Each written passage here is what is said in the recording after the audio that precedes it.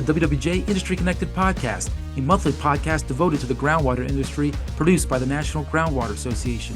I'm your host, Mike Price, and today we're joined by Tylor McMillan of Tylor McMillan's Well Service LLC in Bakersfield, California.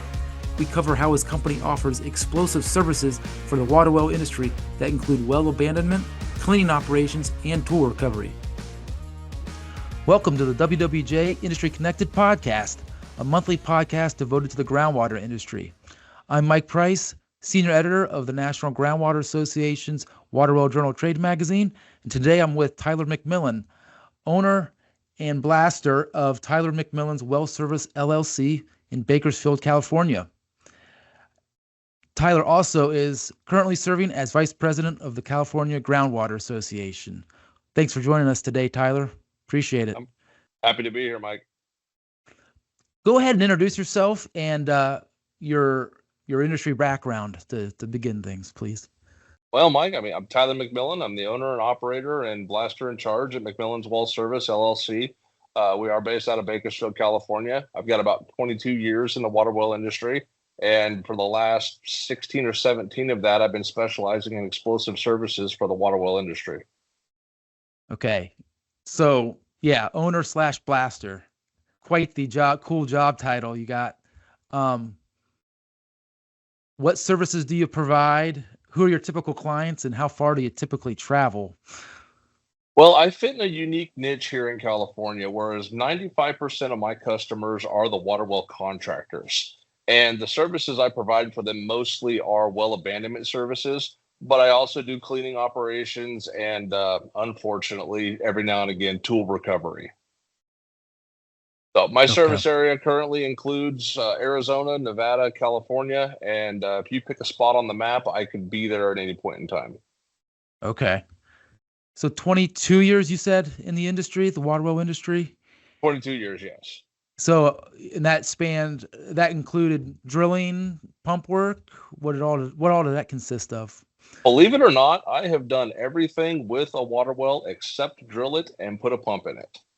When I first started, I started with a smaller company called Water Well Technology. Our specialty services were well repair, rehab services, and video surveys.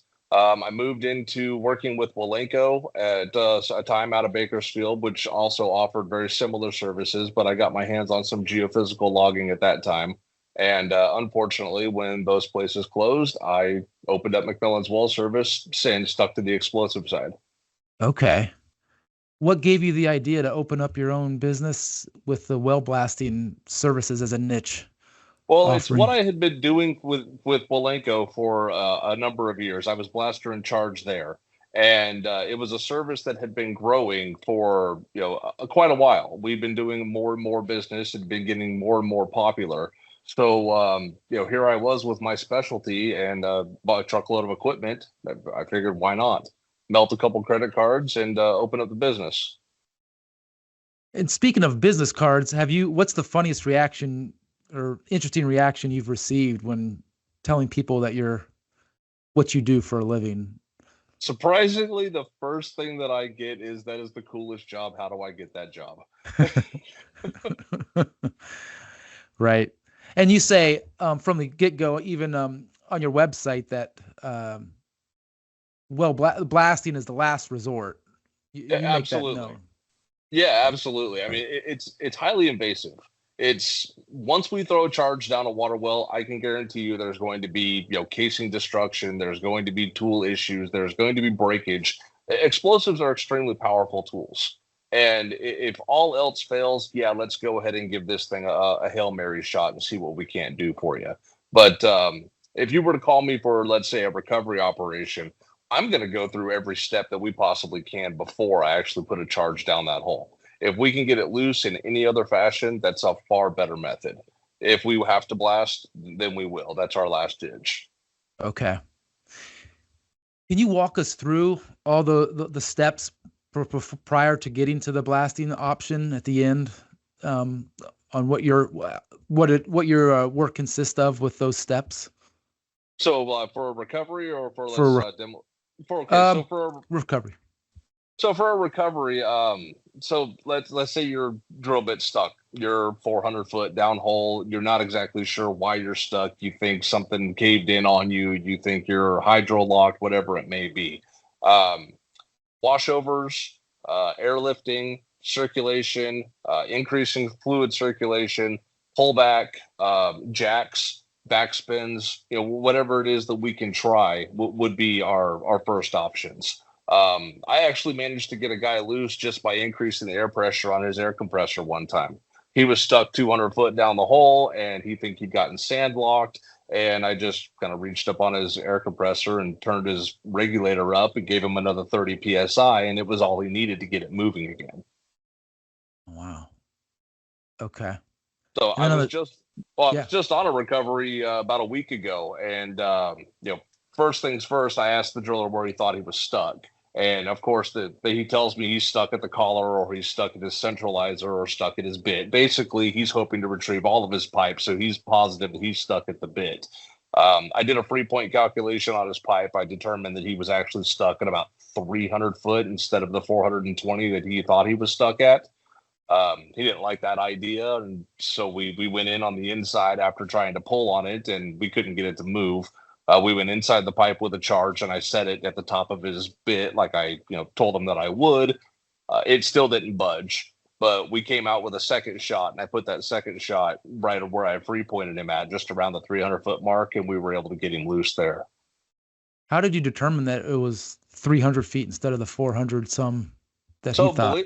The free point calculation is something that was developed years ago. I'm assuming by Halliburton, since they seem to figure out everything when it comes to drilling calculations. It's an equation that you use based on the drill pipe that you have, the amount of stretch that is pre-calculated into that drill pipe, and the amount of pullback that you're able to put on the rig itself. So if you've got a weight indicator on your drill rig, you can run the free point calculation based on your type of drilling rod and how many inches that pipe will stretch, and it will tell you exactly where you are stuck downhole. It's commonly used in the oil field. Gotcha. Very cool. And then on the demo side of things, can you walk us through what that typically looks like? So well demolition is my specialty. It's probably what I do the most of. End of life situations with a water well in California here, we have a regulation where we have to poke holes in the casing. They want perforation in well casing that is not currently perforated in order to allow the free flow of sealing material to the outside of the well casing itself. What I provide is a quick, fast, and easy method for well perforation. We can do the entire length of a well casing with one shot, rather than going in with a mechanical tool or a hydraulic tool and mechanically cutting perforations in a well casing. Now, the reason I'm so popular here in California is one, the method is accepted. It's quick, it's fast, it's easy, and there's almost no risk to loss of tools or loss of hole. So when you're dealing with a well destruction, quite often we have to clean the well out to total depth if there's fill in the bottom. If we start mechanically poking holes, we're running the risk of dropping gravel pack or formation inside the well, which could extend the time that we're actually on a drill site. So we go in and we shoot those things with cement in them rather than going in there with mechanical perforators here. Okay. So the process is we still have to trimmy grout from the bottom to the surface. So we run our trimmy pipe in the well. We'll run the shot line in next to that. We'll pump our sealing material from the bottom to the top, evacuating the water. Once we get cement to the surface, we'll detonate, and that detonation actually hydraulically fractures the well casing by using the cement in the well. So because we have the explosive in there and explosives burn so quickly, we actually treat the concrete more like a hydraulic. So 100% of our burst energy is transferred to the well casing, causing the casing to fail. Now, it does fail more dramatically in an area that doesn't have immediate formation pushing against the casing, say a void space of some kind, but that's what we're there to find anyways. So we'll blow large holes if there's no formation back there. And if there is, we'll overpressure, stretch, and fracture the existing well casing, much like perforation would do. Okay. And you have videos showing the demos on your website and social media that some are more dramatic than others. Can you share why that might be? Well, the ones that you see that I do have posted that show material coming up and flying through the air, that's cement that I'm throwing around. And I'm doing that because that's the only way you're going to get an actual visual of what happened over there. 9 times out of 10, when we do a well demolition, there's nothing to see.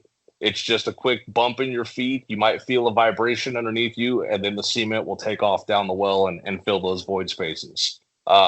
In order to get some media to put up on my social medias, I had a few sites where it was safe to overload the well and actually evacuate some of that cement so we could have an idea of what happened. Mm-hmm.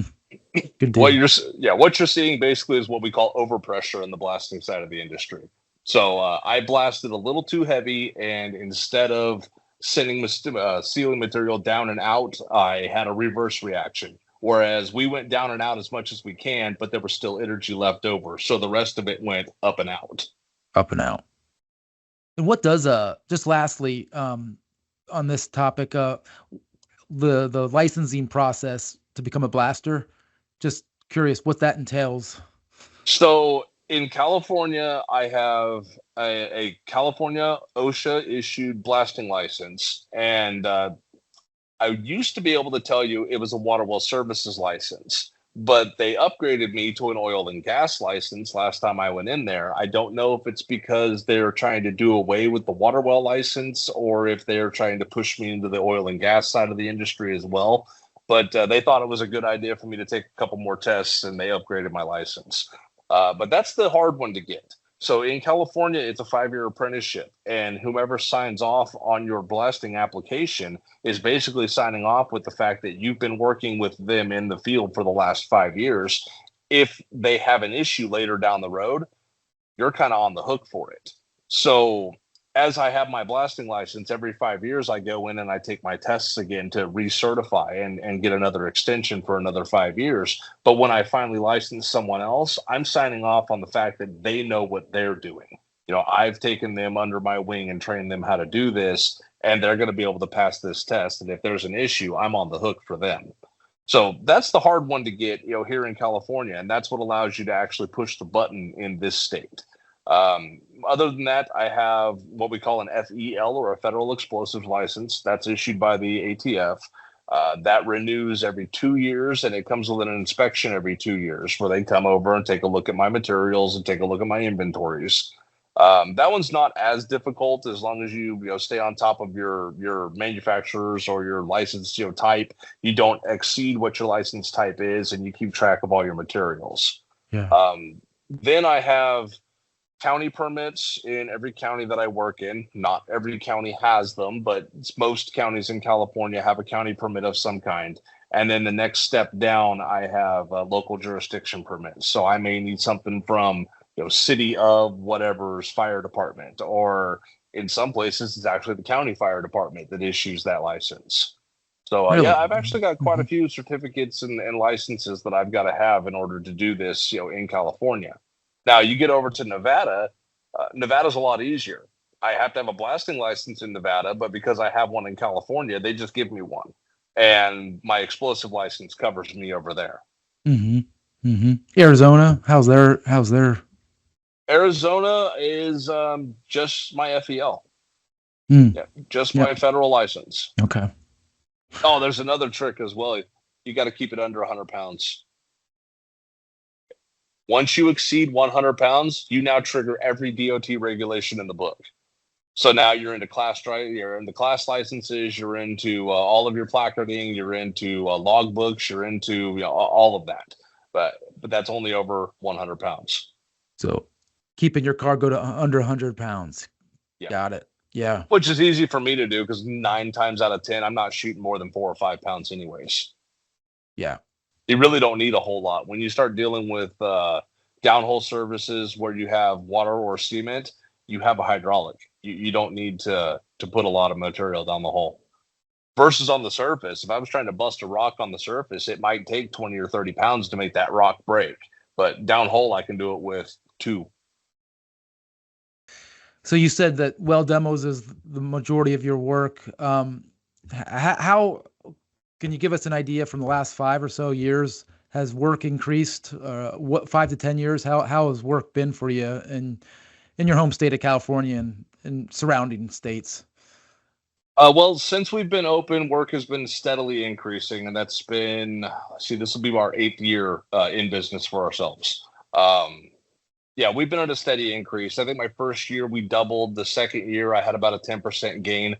Basically, every time you stick a shovel in the ground in this state, you're going to find an old water well. And when you find an old water well, a contractor gets involved to destroy it, and there's a good chance that contractor is going to call me to come out there and make that thing go away. Mm-hmm. Mm-hmm. Um, got to ask any favorite. Got to have a favorite job that you've done over the last 8 years. If so, can you share about a favorite job? Well, I have been privy to be on a few sites that I can't speak of, some sites that are technically classified here in California. But my favorite one, and I've actually had the chance to go out there 3 times now, the Rancho Seco decommissioned nuclear facility just outside of Sacramento. I did a number of monitoring well destructions for them. I did a number of production well destructions for them. Just being able to get on the property and inside, even though it's long been decommissioned, the cooling towers are still there and the reactor core building is still there, and you can just see how heavily these things were built. Mm, very cool. Yeah. You've gained your knowledge over the years at your previous job, and as you're going along, how have you continued to grow in your understanding of what you do?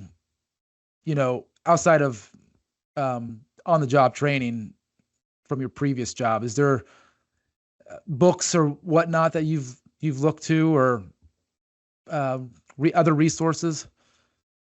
Well, being a blaster in the industry, I have a copy of the ISEE Blaster's Handbook here. This is what gives me all of my explosive data that I may need. And right next to that on my shelf is the Groundwater and Wells book by Johnson Screens. Those two are pretty important. My third one up here that I refer to quite often is the Halliburton Red Book. So if there's anything you would need to know about downhole services or grouting services, the Halliburton Red Book has that ready to go. All your tables and measures are there. Those 3 books are probably my go-tos when it comes to any kind of information that I may need. Yeah. Yeah. All right. How about on the tool recovery side of things, fishing for tooling? Any one job that stands out in your mind on that end? So believe it or not, there is a method that we call a back off shot, and it's difficult to perform, and I've been successful at it only once, even though I've tried about 3 times. It takes a number of things to work properly, but my favorite one of doing this, I was able to pull off a back off shot at 980 feet down. We were able to get it to spin off. We lost 20 foot worth of pipe down the hole. The driller was hoping to get all 1,000 foot back, but that was a run all the way out to Kingman, Arizona to pull that off. And when I pulled up on site, I really didn't know if it was going to work out or not. But once again, I had referred back to a handful of Halliburton calculations, and this is how you do it. Well, let's see if it works out like it's supposed to. Luckily, the driller on that project did have a rig that was capable of making that happen, and that's not always the case. Sometimes we come up to a recovery shot and we're doing our best to get everything back and not damage the pipe, but a smaller rig, it's just not possible. You don't have the torque that you need to get everything cinched down. Okay. Yeah, but Right. that one worked. That one worked out real well. It was. I even surprised myself. There is another one that I did that I was quite a bit more invasive, though. We went down with a booster shot. My typical go-to is right around 5 pounds. You can almost guarantee that whatever size drill pipe you have, you're going to sever it with a 5-pound shot. I went down. I set it inside of I set it what I thought was just above the drill collar, but my numbers may not have been accurate when they were given to me of where things were down hole. I set this shot off. We all felt it at the surface, which was different because it was down about 500 feet. We shouldn't have felt it so hard at the top. But I managed to recover everything. So not only did they get the collars back, but they got the bit back and the whole 9 yards. Nice. All of us were pretty impressed on that. Turned out what they were stuck on was oil seepage. They were drilling over on the Ventura coastline, and the crude oil was seeping into the well itself as they were drilling. And they had left the thing overnight. They came back the next day without pulling tools out of the ground, and they found themselves locked in, and it had just seeped in around their drill bit and got them stuck. No kidding. Yeah. Wow. Yeah. Wow. That is super. The recovery. So that's got to be super gratifying, naturally, on that end. Yeah, it's when you're able to get everything back, even though you don't expect to. Yeah, you feel a little extra good. Now, sometimes your customer gives you crap about it because he paid you to come out there and actually do some destruction, but you managed to recover everything. But all in all, he's happy he got his bit too. Yeah, it is pretty gratifying knowing that you at least you were able to rescue some materials or some tools for the driller rather than just him leaving it all planted in the ground and moving over. Yeah. Drill pipe's not cheap. Bits aren't cheap. It's already hard enough to be losing a drill bit down hole or losing collars down the hole, but to lose all your pipe too, that's a major setback. Mm-hmm. Real quick, your material, your explosive materials that you use, do you source those in your home state? Do you get those from California? Yeah. I actually buy direct from Dyno Nobel. Nobel has their manufacturing facilities in Utah, but they have 2 facilities here in California that they operate for mining services, and that's where I purchase my product from. Okay. Yeah, this niche specialty you've created. Any thoughts on what the future looks like for your company? Mining work. You're involved on the mining side as well. I do get into the mining a little bit, but I'm still focused on the groundwater aspect of it. So even though there are mining operations, quarry operations that go on, that's not where my primary focus is. My primary focus is strictly on the water well side of the industry because what I do over here is not the same as what they do over there. It's all still blasting, but we use different products. We have different methods of going about it. I stay focused on the water well side. But you won't see me out in the oil field doing perforation shots for the oil guys either. There's plenty of guys out there that do that. Yeah. Yeah. And I imagine the future, just continue doing what you're doing because the industry is, like you said, there are just, anytime a shovel's in the ground, the workload is there if you want it. Absolutely. Like. Yeah, the workload is there. I don't see blast perforation going anywhere anytime soon. It's becoming more popular. I have actually gotten phone calls from the other side of the United States, people that are interested in this type of an operation over there.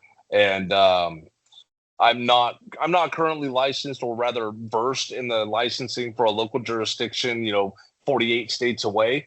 But I have no problem, going over how we go about things and giving a helping hand. If you think it can help your service over there and you've got a guy that's capable of doing it, I'm more than happy to help consult with you and see if we can't make that job happen. Nice. Okay. You're also, amidst your workload, you're also serving as vice president of the California Groundwater Association. Why do you volunteer, and what's your favorite part in doing so? My favorite part in volunteer work for the CGA has got to be the rubbing elbows with the guys that are members of CGA and active.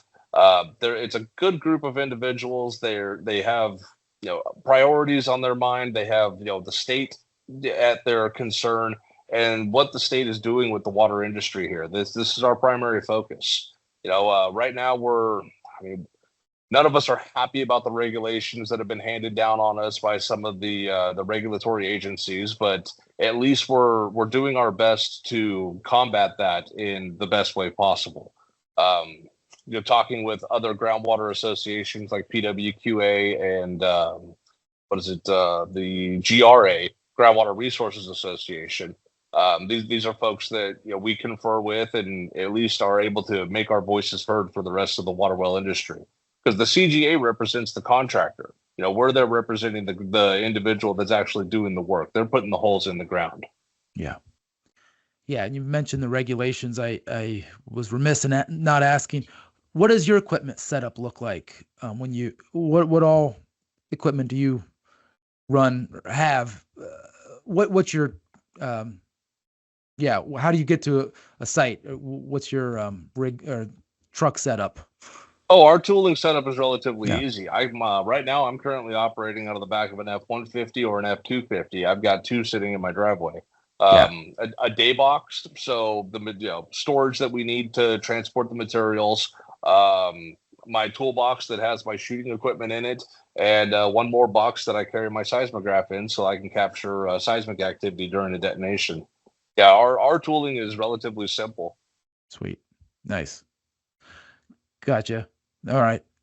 Yeah. And back to CGA, like you said, there's just a whole host of issues that the CGA tracks to help its members. Can you give us what are some of the top ones that you're top of mind ones right now that you're involved with? Well, right now, the CGA has been closely monitoring an executive order that was handed down by our governor depicting how much water can be pulled out of the ground and putting extra regulations on large production ag wells versus small domestic wells. There was some legislation that just came down the pipeline that we were able to get on board with a couple of other individuals and help defeat in committee. They were trying to solidify those regulations into actual trade practice. Excuse me. Yeah. So sorry about that.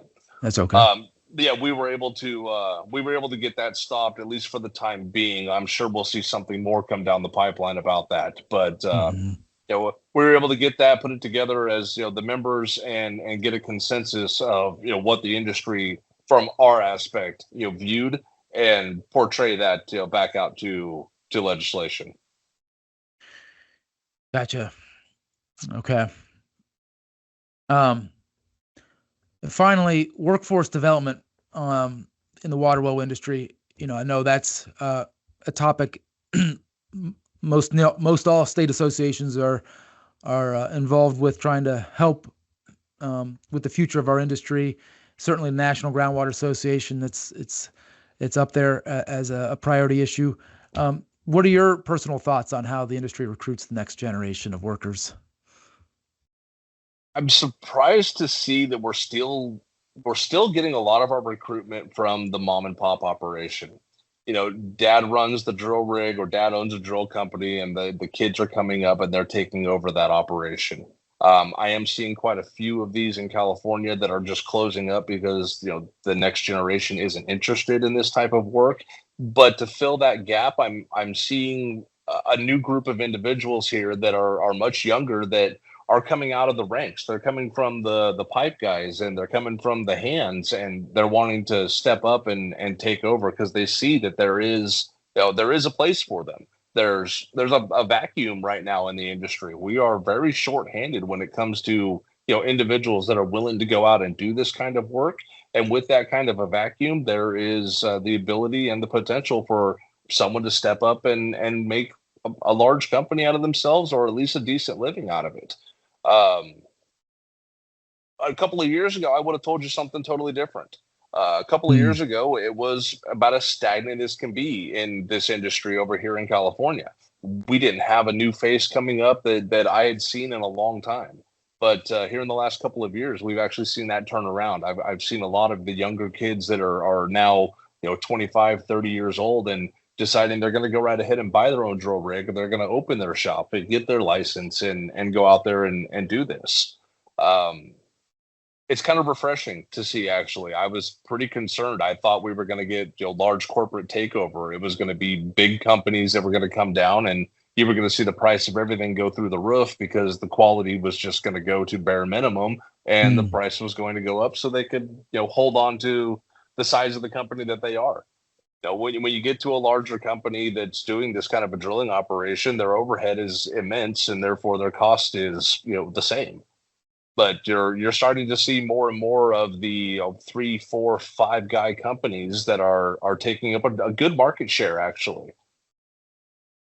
Yeah, that is great to hear, for sure. How did you, 22 years in the industry, how did you initially enter into the industry? I don't think I heard that from you.